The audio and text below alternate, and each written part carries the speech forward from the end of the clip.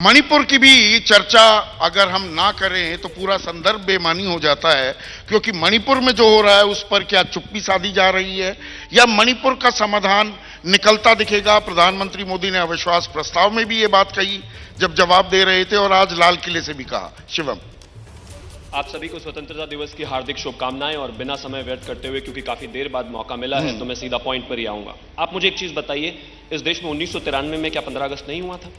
इस देश में क्या 1993 में देश के प्रधानमंत्री नहीं बोले थे लाल किले से?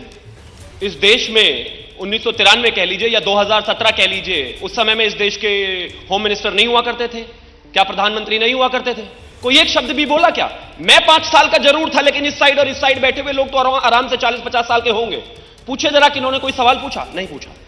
अब शेरो शायरी से लगातार चीजें शुरुआत हो रही हैं, तो मैं उसी से शुरू करना चाहता हूं कि जुगनुओं ने फिर अंधेरों से लड़ाई जीत ली और चांद सूरज घर के रोशनदान में बैठे रहे। आप बैठे रहिए निराशा में, हमें तो नहीं रहना है कम से कम। अब आप देखिए, इस तरफ के लोग और इस तरफ के लोग, इन्होंने अपनी पूरी जिंदगी चेन से बंधे हुए मग्घे वाली ट्रेनों में बिता दी। हम वंदे भारत में चल रहे हैं, लेकिन इनको बदलाव नजर नहीं आता। कहते हैं बदलाव नहीं हुआ हिंदुस्तान में आज भी। अब 3 अलग अलग सवाल सरकार से पूछे गए। अच्छा एक चीज शिवम, और तालियां बजा रहे हैं युवा, बदलाव 2014 से पहले नहीं हुआ करते थे क्या? ये बदलाव 2014 के बाद ही शुरू हुए? बदलाव एक सतत प्रक्रिया है जो हमेशा चलता रहता है, लेकिन उस बदलाव का हिस्सेदार और साझेदार मैं और आप दोनों हैं, क्योंकि हम दोनों एक ही जिले से आते हैं। संदीप चौधरी और शिवम त्यागी ने यहां नोएडा से बड़ौद जाते हुए पूरी जिंदगी बिता दी। गड्ढे इतने बड़े बड़े थे, कार ही खो जाती थी उसमें। आज बिल्कुल अच्छी सड़क पे जाते हैं कि नहीं जाते हैं? 2014 से पहले 13 किलोमीटर पर डे ये देश सड़क बनाता था। आज अगर 34 बनाता है तो बदलाव की रफ्तार देखिए। अब 3-4 सवाल जो छोटे छोटे मैं उनको एड्रेस करना चाहता हूं। 45 सेकंड में। हाँ। 45 में नहीं होगा, थोड़ा और देना चलिए, थोड़ा और। दिबांग जी ने कहा कि मैं तो डेटा पर जाता हूं और मैं सम्मान करता हूं उनका, मुझसे बहुत बड़ा है, मैं देख देख कर उनको बड़ा हुआ हूं। मैं भी डेटा पर ही जाता हूं। वो जिस समय की बात कर रहे हैं ना, वाकई इसमें कहीं कोई दो राय नहीं है कि एजुकेशन पॉलिसी में पैसा ज्यादा जाना चाहिए, लेकिन मैं भी डेटा पर ही बात कर रहा हूं। न्यू एजुकेशन पॉलिसी हम ही लेकर आए हैं, और जिस समय की आप बात कर रहे हैं ना, उस समय में इस देश के प्रधानमंत्री कहते थे कि अगर 1 रुपया हम भेजते हैं तो 15 पैसे नीचे जाते हैं। यानी कि अगर नरेंद्र मोदी जी ने डायरेक्ट बेनिफिट ट्रांसफर के तहत 2,60,000 करोड़ देश के किसानों को आज दिया है ना, अगर उनकी सरकारों में दिया होता तो वो सिर्फ 37,000 करोड़ ही जाता, बाकी सब चला जाता भ्रष्टाचार में।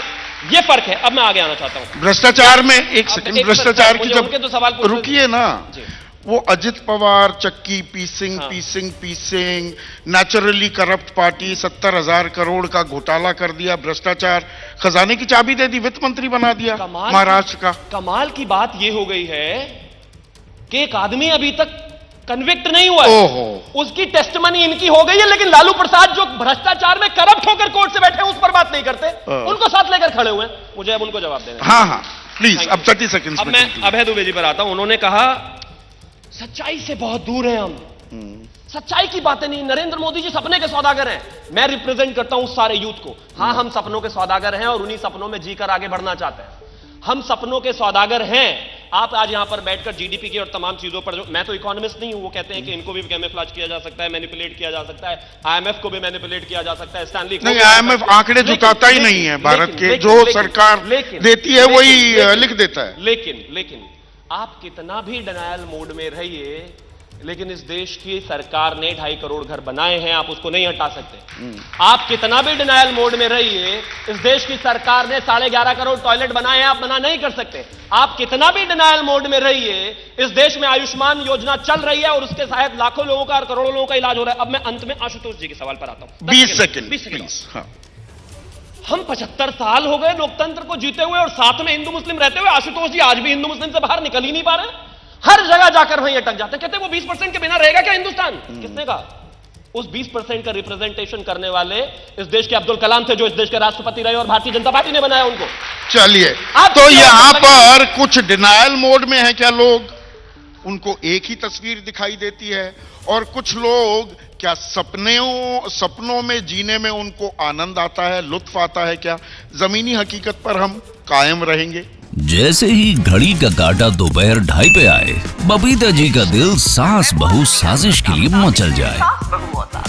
और ये है इनकी बहू, पूरे दिन ऑफिस की टेंशन हो जाए गॉन जब ये करें अपना फेवरेट शो फ्री टाइम पे ऑन।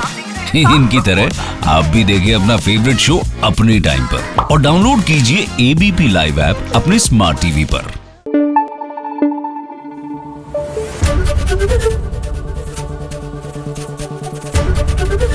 एबीपी न्यूज आपको रखे आगे।